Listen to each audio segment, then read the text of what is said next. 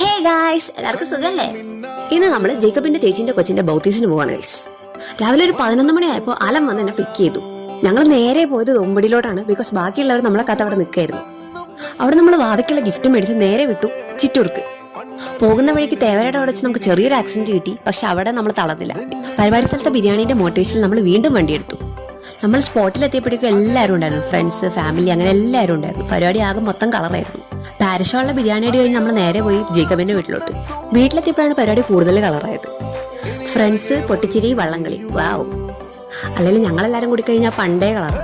പിന്നെ നമ്മൾ കുറേ നേരം കഥയൊക്കെ പറഞ്ഞിരുന്നു. പതിയെ ഒരു 4:30-5 മണിയാവാറായപ്പോൾ ഇറങ്ങി.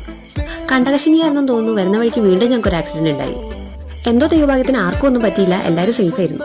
ടോട്ടൽ പറഞ്ഞാൽ ഞങ്ങളുടെ 3 വണ്ടിയൊക്കെയാണ് ഇന്ന് ഇടി കിട്ടിയത്. ഈ വീഡിയോക്ക് ബൗത്തീസ് വീഡിയോ എന്ന് ഇടണോ അതോ ആക്സിഡന്റ് വീഡിയോ എന്ന് പേരണോ എന്ന് എനിക്ക് ഡൗട്ടായിരുന്നു. എങ്കിലും വലിയ പ്രശ്നമൊന്നുമില്ലാതെ എല്ലാവരും വീട്ടിലെത്തി. അപ്പോൾ അടുത്ത വീട്ടിൽ കാണാം. ബൈ.